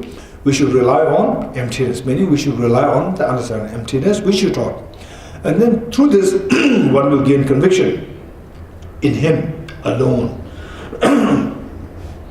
281. Those who find it hard to see this world are ignorant of others. Those who follow them will be misled for a long time. Okay, this is very important. Those who find it hard to see this world, meaning those who find, say, say some traditions which encourage animal sacrifice, right? And there are many things. Okay, so who encourage animal, and even with this life, they don't know how to give happiness to us. Those who find it hard to see this world, meaning those traditions which find it hard, which do not know how to provide happiness in this very life. In this very life, killing animals, animal sacrifice, the first thing, no doubt, what happens is this animal suffers. Right? When many people who are very compassionate towards the animals and fellow human beings, they feel hurt. They will look down upon your own tradition. So this teaching, animal sacrifice and so forth, is not actually doing any good to others, and it's not so doing good to your own tradition. Very sensible, compassionate people, they look down upon your tradition, saying that this is just a cult, just another cult which encourages animal sacrifice and so forth. Likewise, other things, and also blind faith. So then, those who find it hard to see this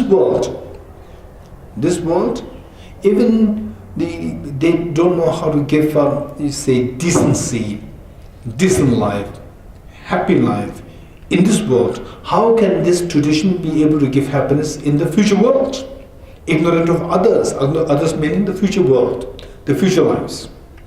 This world are ignorant of others, those who follow them. And if somebody follows that tradition, which forget about giving you means to acquire happiness in the future, which even don't know how to give you happiness in this very life, if you follow them, those people will be misled for a very long time, and it can become a very bad habit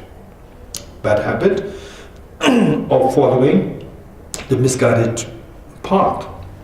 282. The unwise take no delight in letting the mind follow a guide who has done that which is most difficult. What is most difficult for us to do is to cut ourselves from the suffering And what is that thing which can cut us from the suffering is by the wisdom of emptiness.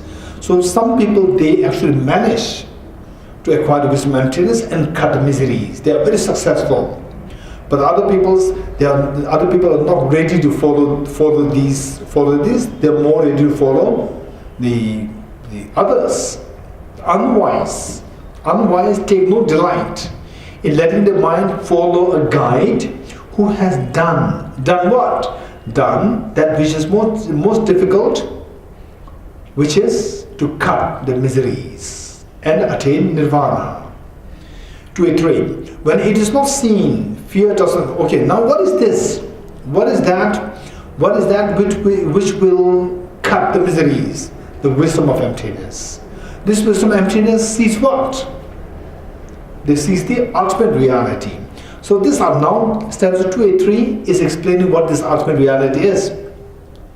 What this ultimate reality is. And who sees ultimate reality? Let's say the truth of the dream. Truth of the dream. Let's say that you are going through a nightmare in the dream. Nightmare in the dream. The first moment. Second moment, your mother wakes you up, right? You come out of the dream. Okay. Your fear disappears. In the dream, there's so much of fear. And you wake up, the fear dissolves. So, which of your two minds? The mind in the dream, the mind outside the dream, right? Sees the truth. Outside the dream sees the truth, right? Okay. So now this truth, seeing of which will cut you the nightmare fear. The fear due to nightmare. And not seeing it, then you have so much of fear. Then you are driven by the ignorance. Seeing the dream goes as real. And then you have so much of fear. So finally to get it out, to have the fear in the dream and to get out of the fear from the dream is determined by whether or not you see the reality of the dream. Yes? So the reality of the dream. Likewise, just as when you see the reality of the dream, then you are free from the nightmare of the dream. When you don't see the reality of the dream, you see the dream goes as a real, then you are into the fear continuously. Likewise, the Buddha said we have to wake up from the sleep of the ignorance which gives rise to the nightmare of samsara. We have to wake up from the sleep of the ignorance of the nightmare to free us from the nightmare of samsara. We have to wake up. So the sleep, the dream, is of two kinds. Conventional dream and unconventional dream. The dream which we used to have, which everybody knows that this dream, that is conventional dream. And the unconventional dream is the dream which we have been having since time immemorial till now and will continue. Will continue unless we put effort, it will never come to an end automatically. So we have to wake up from the second dream also. Second dream. Okay. So now the thing is that so this reality of the reality of this unconventional reality of the conventional dream. When do you see the reality of the conventional dream? In the dream or outside the dream? Outside the dream. When you wake up from the dream. Likewise, what is the reality of the universe? What is the reality of the world? What is the reality of the universe?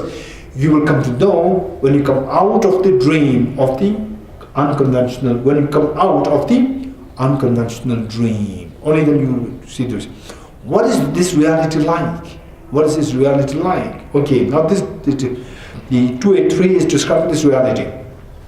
When it is not seen, fear does not begin, right? So this reality,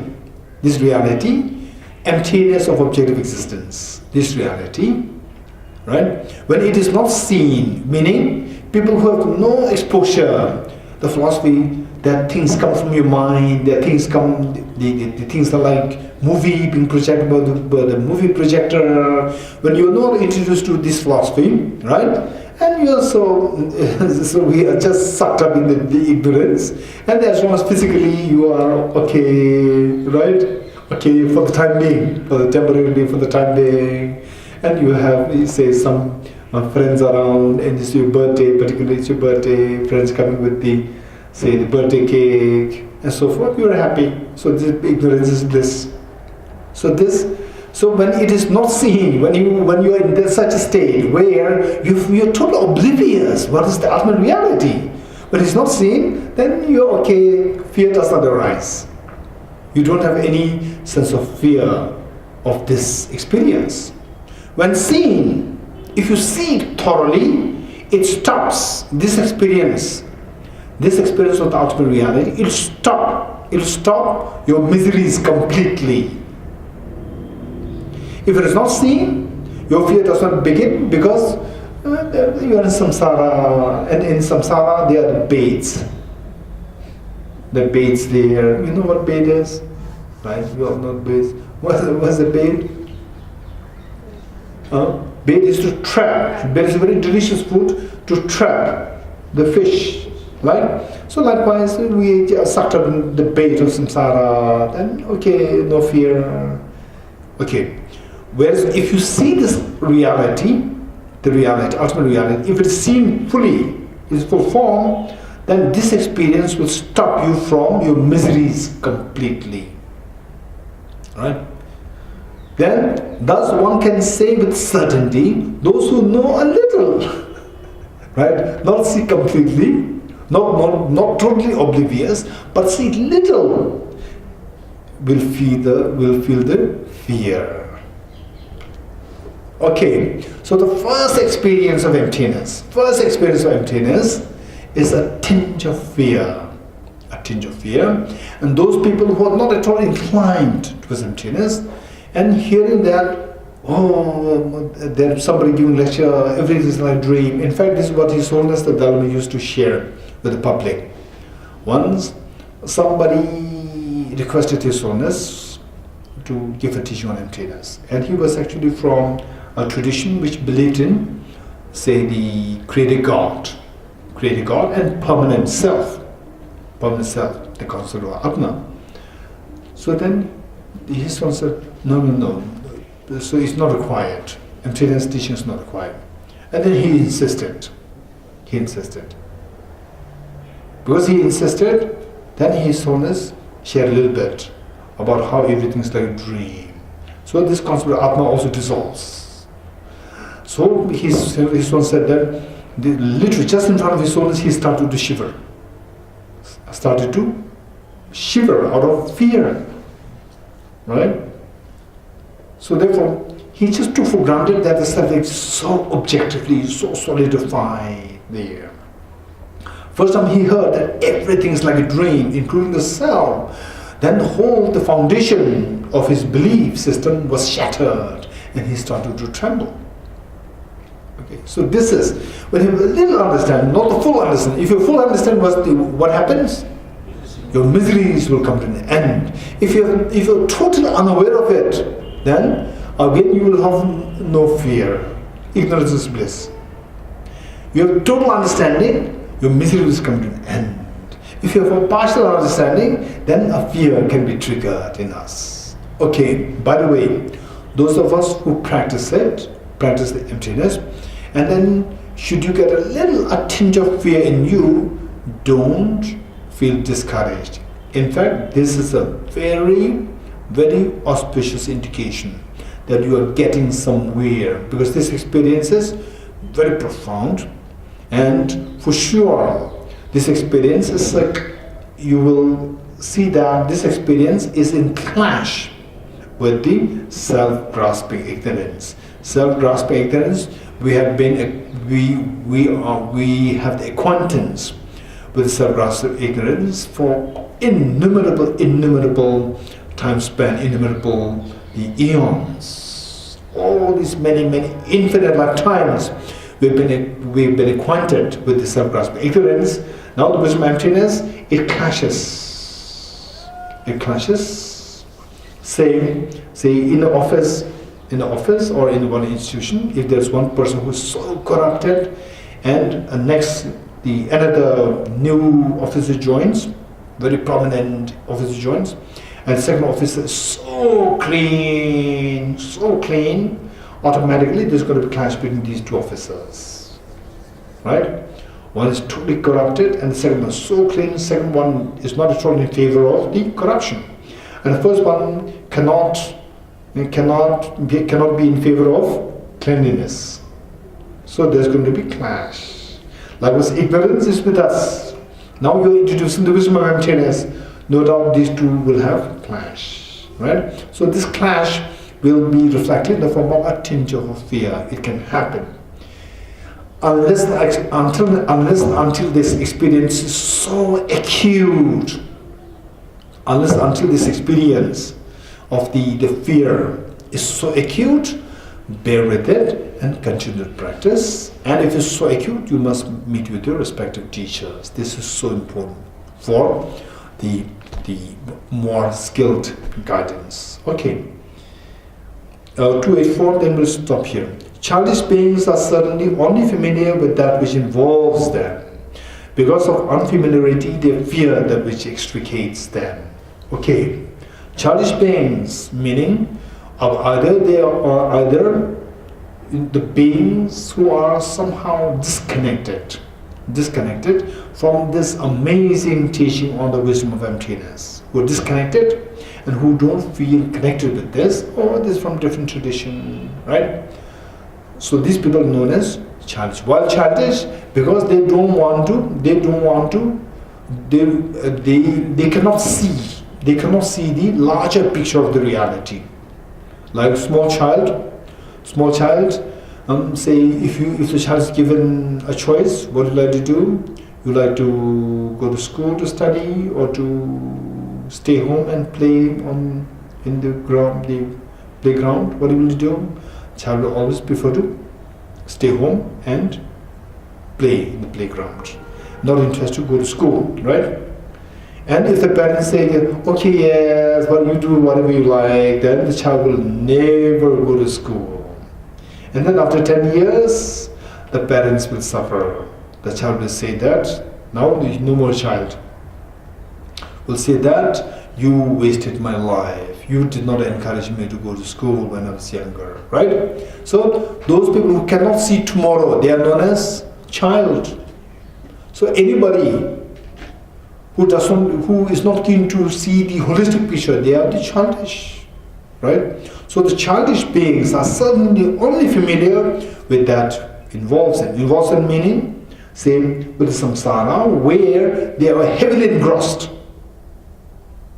Only interested and familiar with that with samsara, with which involves them meaning, which traps them, they're only interested in this, right? Because of unfamiliarity, and they are not familiar with the emptiness concept. They are only familiar with the objective existence, non-emptiness of the objective existence. So they are just trapped there. They are not familiar with the emptiness. So when the emptiness is introduced, they fear that.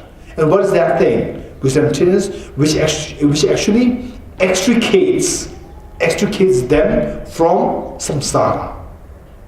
Which emptiness, which can extricate, which can pull them away from samsara.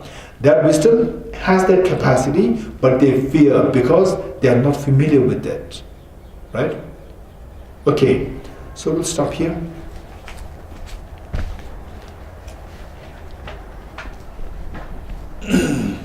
We'll do a quick dedication prayer.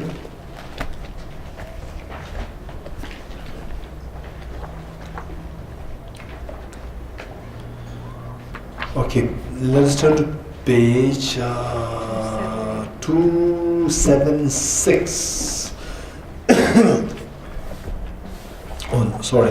274. Let's read Lamrim dedication prayer. 274. From our two collections, vast space that I've amassed from working with effort at this practice for a great length of time, may I become the chief leading Buddha for all those whose minds wisdom is blinded by ignorance. Even if I do not reach this state, may I be held in the loving kindness of all lives. Manjushri, may I find the best all the Buddhas by my practice. Using skillful means drawn by the strong force of compassion, may clear the darkness from the minds of all beings with the points of the path as I discern them. May I uphold Buddha's teachings for a very long time. With my heart going out with great compassion, in worldwide directions the most precious teachings have not yet spread, who once spread have declined, may reveal this treasure of happiness and aid. May the minds of those who wish for liberation be granted boundless peace, and the Buddha's deeds be nourished for a long time. By even his greater power to enlighten travelers completely, due to the wondrous versions come of the Buddhas and their children. May all human and non-human beings who eliminate adversity and create conducive conditions for present excellent paths never be separated in of their lives from the purest path praised by the Buddhas. Whenever someone makes an effort to act in accordance with the tenfold Mahayana virtuous practices, may they always be assisted by the mighty ones, and may oceans of prosperity spread everywhere. Okay. Let's turn to page 280. 280, the second paragraph. The path of union of emptiness and compassion is loosely explained by the portrayal of both the Dharma and the beings that is known as. You are the Lotus soul of Tenzin Gyatso, which their view wishes are fulfilled spontaneously. May the operations of evil thoughts and deeds of the negative forces of humans or non-humans who help or manage through perverted prayers against the teachings of the Buddhas be totally vanquished through the power of the third of the three jewels. In all my life, never separated from perfect gurus, may enjoy the magnificent Dharma by completing the qualities of the stations of the past, may I could attain the state of Vajradhara. Throughout my future lifetimes, may always be guided by an Jishri and be able to uphold the Dharma in general and the teachings of independent knowledge in particular, even in the course of my life.